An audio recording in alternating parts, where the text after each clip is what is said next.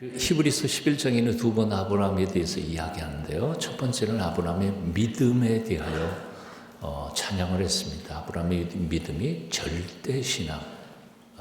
절대신앙이라고 하는 것.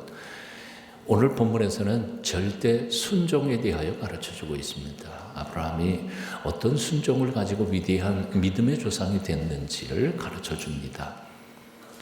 아브라함은 믿음의 조상이라는 이름에 합당할 만큼 온전히 하나님을 믿었던 사람입니다. 그래서 창세기 15장 6절에는 아브라함이 여호와를 믿으니 여호와께서 그의 믿음을 의로 여기셨다.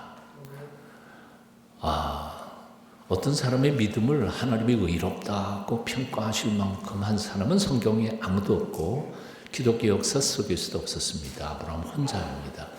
그가 얼마나 철저하게 온전히 믿었던지 그의 믿음을 의로 여기셨다. 그렇게 말씀했습니다. 그런데 그렇게 위대한 믿음을 가진 아브라함에게 시험이 닥쳐옵니다. 바로 이 사실 속에서 우리는 중요한 교훈을 얻습니다. 믿음이 작은 사람, 이제 신앙의 연륜이 작은 사람만 시험을 받는 게 아니라는 거죠. 다시 말하면 믿음이 작은 사람도 시험을 받지만 믿음이 큰 사람도 시련을 겪을 때가 있다는 말입니다. 믿음이 작은 사람은 작은 시험, 믿음이 큰 사람은 큰 시험을 당하게 되는 게 사실 우리가 경험해서 알 수 있는 것입니다.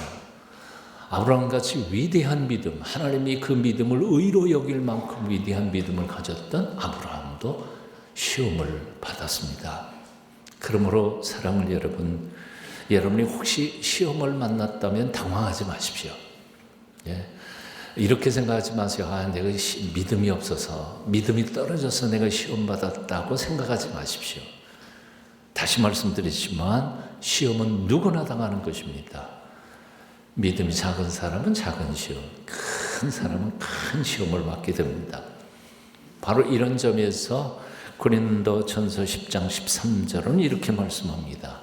사람이 감당할 시험밖에는 너희에게 당한 것이 없나니. 이 말씀 뒤집어 말하면 뭐죠? 하나님은 감당할 시험만 주신다는 거죠. 감당하지 못할 시험은 안 주신다. 아멘. 오직 하나님은 믿부사, 하나님은 믿을 만한 분이셔서 faithful, 하나님은 신용이 있는 분이셔서 너희가 감당하지 못할 시험 당함을 허락하지 아니하시고, 감당 못할 시험은 아예 허락하지 않는다는 겁니다. 그러니까 혹시 여러분 요즘 감당 못할 시험을 받고 있다고 생각하시면 이렇게 생각하십시오. 하나님이 나의 믿음을 이렇게 인정하시는구나. 너 이 정도 시험은 다 네가 할 줄 믿어서 내가 준다. 인정해 주시는 게 얼마나 고맙잖아요. 그쯤은 너 다 할 수 있어. 그러니까 한번 해봐. 그리고 주시는 거니까 용기 잃지 않으시길 바랍니다. 시험 당할 즈음에 또한 피할 길을 내사, 만일 감당치 못할 시험을 하나님이 주실 때가 된다면 피할 길을 미리미리 이렇게 만들어내 주시고 너희로 능히 감당하게 하시느니라. 아멘입니다. 한번 같이 읽어봅니다. 시작. 사람이 감당할 시험밖에는 너희가 당한 것이 없나니 오직 하나님은 믿부사 너희가 감당하지 못할 시험 당함을 허락하지 아니하시오. 괄호는 넘어가고요. 시험 당할 즈음에 또한 피할 길을 내사 너희로 능히 감당케 하시느니라. 아멘. 그러므로 여러분 혹시 시험 당할 때 있다면 야고보 선생의 이야기 충고를 들어보시기를 바랍니다. 야고보 선생이 이렇게 말합니다. 야고보 1장 2절부터 4절까지요. 내 형제들아, 너희가 여러 가지 시험을 당하거든 어떻게 해요? 온전히 기쁘게 해라. 시험 당했다면 절망하지 말고 오히려 기뻐해라. 이는 왜냐하면 너희 믿음의 시련이 인내를 만들어내는 줄 너희가 알미라. 인내를 온전히 이루라. 이는 인내는 너희로 온전하고 구비하여 조금도 부족함이 없게 하려 함이라. 아멘. 시험 당하는 게 쉬운 일이 아닙니다. 시험 당하는 거 좋아하는 사람이 누가 있습니까? 어려움 당하는 거 다 싫어합니다. 편하게 살고 싶지요. 하지만 그것을 통해서 우리는 온전히 성숙하게 된다는 겁니다. 그러니까 야고보 선생 우리에게 뭐라고 말하냐면 시험 당하는 거 어렵게 생각하지 마라. 오히려 기뻐해. 왜냐하면 그것을 통해서 내가 성숙해가고 온전한 사람이 되기 때문에 그렇다. 시험 당할 때 기뻐하십시오. 우리 주님도 그렇게 말씀하셨어요. 산상수훈에 보니까 나 때문에 너희가 핍박을 받을 때 오히려 어떻게 기뻐하고 뛰놀라. 즐거워하라. 기뻐하고 즐거워하라. 왜냐하면 하늘에서 너희를 위하여 예비하신 상이 클 것이기 때문이다. 클 것이기 때문이다. 아까도 우리 찬송 불렀습니다. 어려운 일 당할 때, 어려운 일 당할 때 나의 믿음 적으나 의지하는 내 주를 같이 의지합니다. 세월 지나갈수록 의지할 것 뿐일세. 무슨 일을 당해도 예수 의지합니다. 자, 그렇다면 아브라함의 순종은 얼마나 위대한 순종이었을까요? 세 가지 특징을 오늘 설명을 드리려고 합니다. 첫 번째는 아브라함의 순종은 이해할 수 없는 명령 앞에 절대 순종한 순종이었습니다. 이해할 수 없는 하나님의 명령 앞에. 자, 아까도 말씀드렸지만 믿음이 위대했던 아브라함에게 닥친 그 시험은 보통 사람은 저나 여러분 같으면 아예 당할 수 없는, 이겨낼 수 없는 시험, 엄청나게 큰 시험이었습니다. 그 시험은 바로 이런 것이었죠. 백세에 나온 아들 이삭을 모리아 산에 올라가서 번제로 바치라는 것이었습니다. 여호와께서 이르시되 내 아들 내 사랑하는 독자 이삭을 데리고 모리아 땅으로 가서 내가 내게 일러준 한 산 거기서 그를 번제로 드리라. 번제로 드리는 것이 어떻게 드리는지 아세요? 하나님 앞에 번제로 드릴 때 소를 잡거나 양을 잡거나 어떻게 드리죠? 예, 우리 몽골 식구들은 양 직접 잡아보신 분들이 있으세요? 예, 직접 잡아보신 분들이 있으니까 아마 실감을 낼 것 같아요. 유대 땅에서 번제로 드릴 때에는 먼저 양을 죽여야죠. 산채로 드릴 수는 없습니다. 목을 딱 따야 합니다. 따고 배를 갈라 창자를 다 씻어내고 그리고 그것을 불에 얹어서 구워서 바치는 것. 그게 번제, 번자라는 말이 익힐 번자라는 뜻입니다. 그러니까 한마디로 말해서 불고기에서 바친다는 거예요. 누구를? 100살에 낳은 아들 이삭을. 오늘 본문 말씀을 주의 깊게 보면 삼중으로 강조하고 있음을 봅니다. 여호와께서 이르시되 내 아들, 누구 아들? 내 아들. 근데 그 아들이 어떤 아들이에요? 사랑하는 아들. precious 영어로는 그렇게 표현해요. 보물 같은 아들이에요. 뭐 아들이 많은 것도 아니고 독자 하나밖에 없는 아들이에요.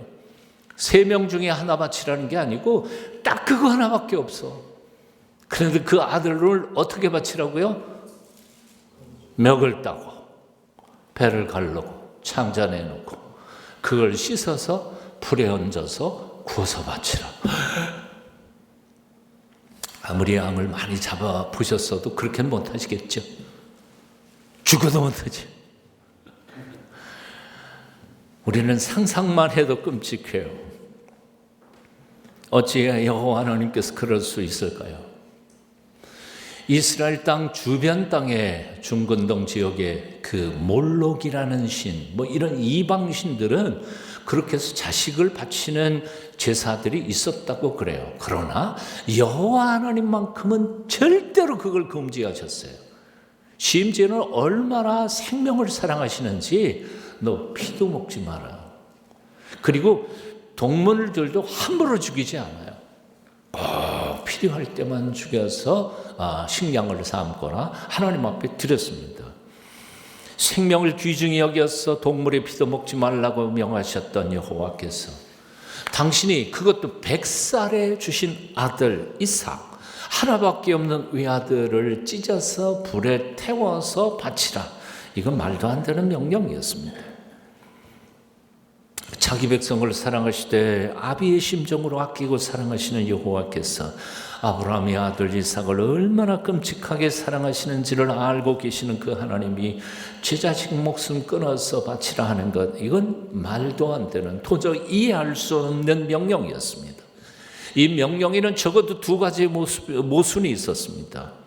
이 땅 위에 사는 이름 모를 미몰 짐승이라도 지 새끼 사랑할 줄 아는데 하물며 하나님의 형상대로 지음을 받은 인간에게 제 자식 죽여서 당신에게 바치라 하는 것은 이해할 수 없는 명령이죠. 두 번째는 하나님은 분명히 이삭을 통해서 땅의 모래처럼 하늘의 별들처럼 많은 자손들을 퍼뜨리게 해주겠다고 약속하셨어요. 그런데 그 자식놈 이삭 죽으면 그 하나님의 약속을 어떻게 지키실 거예요? 불가능한 거예요. 지금 이렇게 명령하시는 하나님, 그 음성을 딱 들었을 때 아브라함은 무슨 생각했을까요? 이게 하나님 음성이 맞아?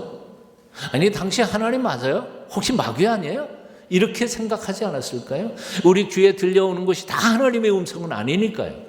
어쩌면 이게 루시퍼가 나를 시험하기 위해서 하나님의 모습으로 내게 와서 이렇게 하고 있는 것은 아닐까, 그런 생각도 들었을 것 같아요.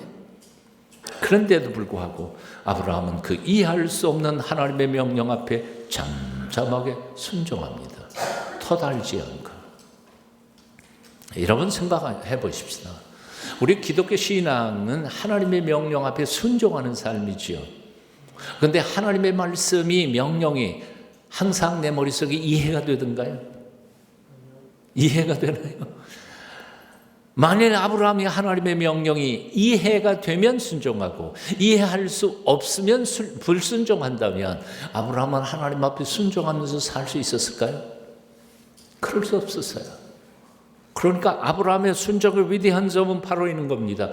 자기 머릿속으로는 하나님의 명령이 이해가 되지 않아도 이것이 하나님의 명령이 분명하면 아멘 하고 순종했다는 겁니다. 이 첫 번째 순종의 위대함입니다. 사실 하나님의 말씀들을 이해가 잘 안 되지만 우리 인생사 중에 머릿속으로 이해가 되는 일이 몇 가지나 됩니까? 자연 세계 속에 우리 머릿속으로 충분히 이해되는 사건들은 얼마나 됩니까? 여러분이 정치, 역사, 사회 이런 일들이 여러분의 머리로 다 이해가 되십니까? 잘 안 돼요. 내 머리로 이해할 때만 순종한다면 우리는 절대로 순종하면서 살아갈 수 없을 것입니다. 바로 그래서 어거스틴은 이런 표현을 했습니다. 나는 하나님을 알기 위해서 믿는다. 믿음이 먼저이지 이해하는 게 먼저가 아니라는 거예요. 믿다가 보니까 하나님이 이해가 되는 거예요. 말씀대로 살다가 보니까 그 말씀이 진리인 것을 증명하고 깨닫게 되는 거예요. 이것이 바로 기독교 신앙의 신비라고 하는 것입니다. 기독교 신앙에서 순종이란 이해되지 않는 하나님 명령 앞에서 잠잠히 그의 뜻을 따르는 것입니다. 이런 의미에서 순종은 믿음의 표현입니다. 그 믿음이 어떤 믿음이냐 하면 두 가지 믿음이에요. 첫째는 하나님 전능하시기 때문에, 하나님 전능하신 거 믿으시죠? 하나님이 전능하시기 때문에 실수해서 내게 이런 시련을 겪게 하시지 않을 거라는 믿음, 그렇게 믿으세요? 하나님 실수해서 내게 어려운 일을 당하게 하실까요? 그럴 일은 없어요. 하나님 전능하시니까. 두 번째로 하나님은 나를 얼마나 사랑하시는지, 당신의 외아들 예수 그리스도를 십자가에 못 박아 죽이실 만큼 나를 사랑하시는 그분이 내가 골탕 먹는 걸 보면서 좋아하셔서 일부러 나를 골탕 먹이시는 하나님이실까? 그런 건 아니라는 것이. 아니에요. 하나님이 나를 사랑하심을 믿고 하나님께서 전능하심을 믿을 때에는 내가 지금 당하고 있는 이 시련과 역경은 분명히 어떤 이유가 있어서 하나님이 허락하신 걸 거고, 또 이것을 통하여 하나님께서 우리를 새롭게 하실 분명한 목적이 있어서 허락하신 것인 줄로 믿는 거지요. 아멘. 그렇기 때문에 우리가 순종할 수 있는 거지. 그렇기 때문에 우리가 순종할 수 있습니다. 여러분 혹시 요즘 도저히 이해할 수 없는 시험, 시련, 역경을 만나고 있습니까? 나에게 왜 이런 슬픔, 고통이 닥쳐왔는가? 하나님 왜 그러세요? 하고 하나님 원망하고 계시는 분이 있으십니까? 이해할 수 없는 하나님의 명령 앞에서도 변명 한마디, 원망 한마디, 애원 한마디 없이 묵묵히 순종했던 아브라함을 깊이 묵상해 보십시오. 우리도 그 아브라함이 걸어갔던 믿음의 길을 똑같이 걸어가는 우리도 넉넉히 이겨낼 줄로 믿습니다. 사도 바울은 이렇게 고백했습니다. 그러므로 우리가 낙심하지 아니하노니 우리의 겉사람은 낡아지나 우리의 속사람은 날로 새로워지도다. 우리가 잠시 받는 환난에 경한 것이 지극히 크고 영원한 영광에 중한 것을 우리에게 이루게 함이니. 18절 함께 같이 읽어보실까요? 우리가 주목하는 것은 보이는 것이 아니요 보이지 않는 것이니 보이는 것은 잠깐이요 보이지 않는 것은 영원함이니라. 아멘. 아브라함의 순종의 두 번째 위대함이 있습니다. 그것은 만관이 지체하지 않는 순종. 지체하지 않는 순종. 오늘 창세기 22장 3절을 이렇게 시작합니다. 아브라함이 아침에 일찍 일어났어요. 왜요? 뭐 하는데 아침에 일찍 일어나요? 하나밖에 없는 외아들 죽여 하나님 앞에 바치려고 하는데 뭐가 그렇게 즐거운 일이라고 아침에 일찍 일어나요? 저 같으면 어떻게 할 줄 아세요? 오늘은 조금 피곤한데 내일 가면 안 될까요? 그렇게 하면서 시간을 지체했을 겁니다. 왜요? 지체하다가 보면 하나님께서 어느 순간에 이렇게 말씀하지 않을까요? 생각해보니까 내가 잘못 생각했네. 취소. 그럴지도 모르잖아요. 안 그래요? 그러니까 하나님이 그런 명령을 내리실 하나님이 아니니까 분명히 시간만 끌면 취소할지도 모르겠다. 저 같으면 그런 생각이 들어요. 그런데 아브라함은 아침에 일찍 일어나요.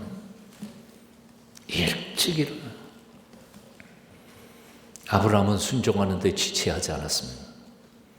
사실 지체하는 것은 진짜 순종은 아닙니다. 롯은 소돔에서 도망가라는 천사의 말을 듣고도 지체하다가 아내를 잃어버렸습니다. 하지만 예수님께서 갈릴리 해변에서 나를 따라오느라 내가 너희를 사람 낚는 제자가 되겠다, 어부가 되게 하겠다 말씀하실 때 제자들은 한결같이 곧 그물을 내 던져두고 그 자리에서 예수님을 쫓았습니다. 오늘날 우리를 돌아보면 많은 사람들이 순종할 마음은 있는데 순종을 지체함으로 실제로는 불순종하는 사람들이 얼마나 많이 있는지 모릅니다. 내가 지금 회개해야 할 줄 알면서도 회개하지 않습니다. 내일 모레 하지. 헌신해야 할 줄 알면서도 헌신하지 않습니다. 자꾸 지체합니다. 사랑하고 용서하고 섬겨야 할 때임을 알면서도 자꾸 내일 모레로 내년으로 미루면서 실제로는 불순종의 삶을 살아가고 있습니다. 어떤 글에 보니까 이런 재미있는 얘기가 있더라고요. 태초에 마귀대장이 마귀들을 다 소집해 놓고는 저놈들을, 그 인간들을 어떻게 타락시킬까 하고 회의를 했대요. 예? 김진군 목사님한테 들은 얘기입니다. 회의를 했는데 안쪽 마귀가, 젊은 마귀가 이렇게 말하더라는 거죠. 핍박합시다. 다 예수 믿는다 그러면 다 죽여버리지. 그랬더니 늙은 마귀가 딱 나서서 다 해봤어. 초대교회 때 다 죽였는데도 오히려 더 무섭게 예수를 믿더라. 이런저런 안들이 다 나오다가 맨 마지막에 인간을 타락시킬 수 있는 딱 하나 비법이 하나 있다고 제일 나이 많은 지혜로운 마귀가 이렇게 말했다는 거지. 믿읍시다. 그런데 내일부터 별로 안 웃으시네. 헌신합시다. 내일부터. 용서합시다. 내일부터. 내일 미루는 것이 사실은 하나님 앞에서의 불순종인 거예요. 오늘 하셔야 돼요. 용서할 사람 오늘 용서하세요. 용서 빌 사람 오늘 용서를 비세요. 사랑 오늘 사랑하세요. 내일은 어쩌면 내 것이 아닐 수도 있습니다. 언젠가는 말씀드렸던 것처럼 저희 교회 권사님 남편이 저녁 잘 잡수시고 잠자리에 들었는데 아침에 보니까 옆에 자던 남편이 세상 떠났어요. 제가 그 장례식 하면서 그 권사님이 울면서 하는 말이 말 한마디라도 해놓고 가지 사람이 어떻게 말 한마디도 안 하고 가노 그렇게 슬퍼하는 것을 들어봤어요. 나 오늘 잠자리에 들었다고 내일 아침에 일어난다는 보장 없어요. 내일은 내게 아니에요. 오늘만이 내 시간이에요. 오늘 이 시간에 회개하고 이 시간에 헌신하고 이 시간에 사랑하십시오. 지체하지 않는 순종, 아브라함의 두 번째 순종의 특징입니다. 마지막 세 번째, 철저한 순종입니다. 오늘 3절 말씀 여러분 한번 같이 읽어보시면 어떨까요? 같이 읽어봅니다. 아브라함이 시작. 아브라함이 아침에 일찍 일어나 나귀 한 장을 지우고 두 종과 그의 아들 이삭을 데리고 번제에 쓸 나무를 쪼개어 가지고 떠난 하나님이 자기에게 일러주신 것으로 가더니 아브라함이 장작을 폈어요. 아침에 일찍 일어나서. 그런데 그 장작이 어떤 장작인가요? 뭐 할 장작인가요? 자기 아들 불태울 장작이에요. 세상에 내 자식 불태울 장작을 쪼개는 아버지의 마음이 어떻겠느냐? 어땠겠느냐? 그 실존주의 철학자 키에르케고르라고 하는 사람이 이것이냐 저것이냐라는 책을 썼어요. 청년 시절에 읽으면서 참 감동을 많이 받았던 조금 어려운 책이긴 해도 그 책 속에 이런 구절이 나와요. 세상에 자식 때문에 슬픔을 겪는 이 많고 그 중에 자식이 죽음 때문에 고통당하는 부모도 많지만 여기 아브라함과 같은 속타는 심정을 가진 부모는 세상에 한 사람도 없었을 것이다. 하나밖에 없는 100살에 낳은 외아들 독자를 태워 죽일 장작을 패고 있는 그 심정을 한번 헤아려 보라는 거예요.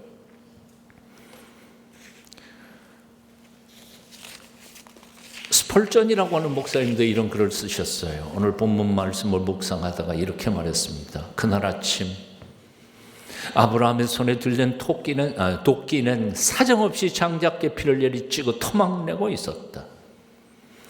그의 손에 들린 도끼는 나무를 쪼개는 것과 동시에 아브라함 자신의 마음을 토막내고 있었다.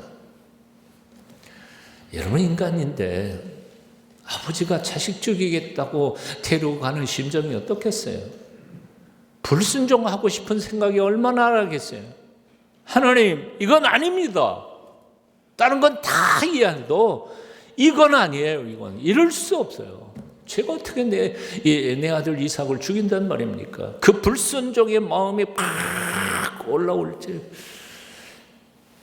장작을 패면서 자기의 불순종의 마음도 쫙 내면서 순종으로 다지고 있었던 거지.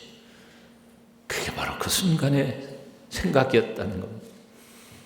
한마디로 말해서 아브라함은 하나님의 명령을 대충 따른 것이 아니었습니다. 어물어물 적당히 하나님의 명령을 들은 것이 아니었습니다. 철저히 완전하게 자신을 쪼각쪼각 내면서 토막을 내면서 하나님 앞에 순종을 했던 것입니다.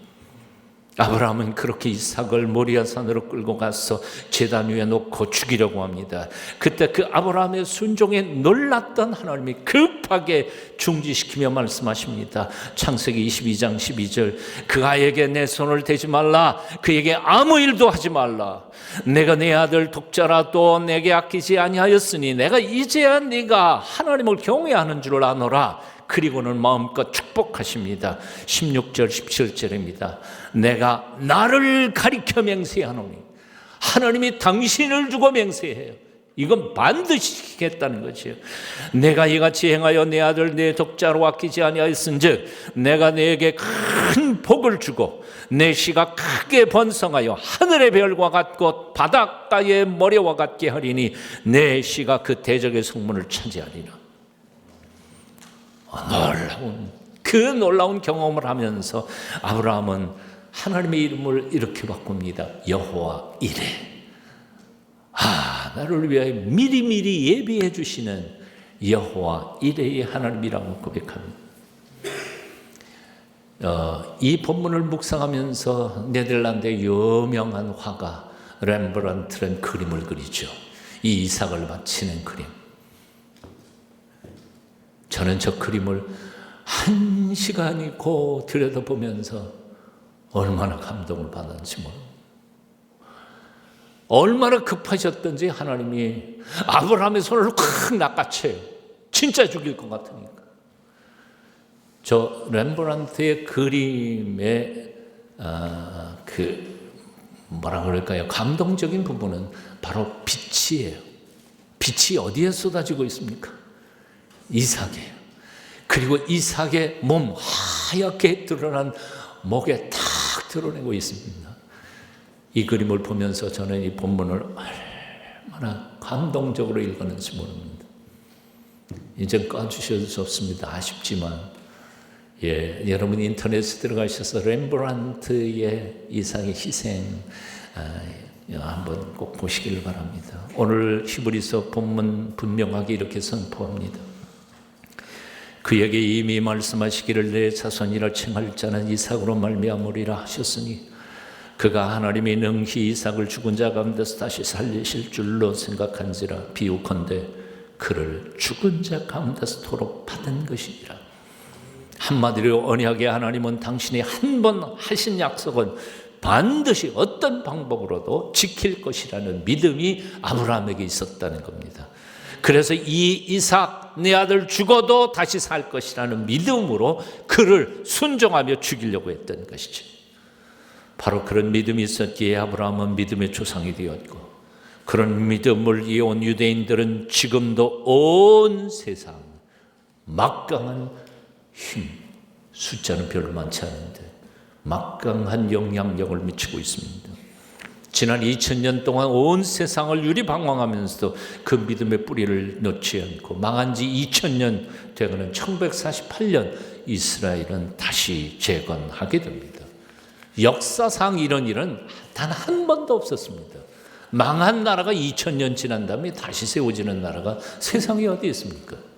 이것이야말로 바로 아브라함의 절대적 순종, 무조건적 순종의 길을 걸어갔던 그 후손들이 주시는 하나님의 축복의 열매였던 겁니다. 오래전 저는 저와 함께 목회했던 우리 부목사였던 목사가 독일의 다카우, 독일의 그 민헨 근처에 있는 다카우라고 하는 유대인 수용소에 찾아간 적이 있었습니다. 적어도 20만 명의 유태인이 그 다카우 수용소를 지나갔습니다. 그리고 그 중에 31,951명이 그 가스실, 생체 실험실을 지나 거기서 죽었습니다. 거의 3만, 4만 명이죠. 모든 건물을 까맣게 칠해놨어요. 그리고 그때 제가 갔을 때에도 가스실에서는 사람 타는 냄새가 아직도 배어 있어서 느낌이 들었습니다. 근데 그 수용소 간방 한쪽 구석에 낙서가 써 있는데요.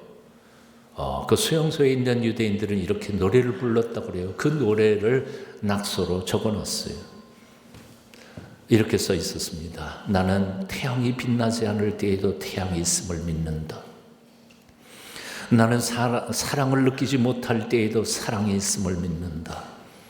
나는 하나님의 침묵을 지키실 때에도 하나님이 계심을 믿는다. 나는 믿는다. 영원한 평화의 그날이 이 땅에 오리라는 것을 더딜지라도 그날이 오리라는 것을 나는 굳게 믿는다. 이 아름다운 믿음, 그리고 이 아름다운 순종이 오늘 저와 여러분의 것이 되었으면 좋겠습니다. 그리하여 여호와 이레 미리미리 우리를 위하여 예비해 놓으시는 하나님의 축복을 한평생 경험하면서 살아가시는 여러분 다 되시기를 축원합니다. 기도하겠습니다. 여호와 이레 하나님, 시험을 만날 때 당황하거나 낙심하거나 절망하지 않도록 우리에게 믿음을 주시옵소서. 검은 먹구름 잔뜩 낀 캄캄한 날에도 먹구름 건너편 태양을 바라보며 용기 잃지 않고 당당하게 살아가도록 우리에게 믿음 위에 믿음, 순종에 순종을 도하여 주시옵소서. 예수님 이름으로 기도합니다. 아멘.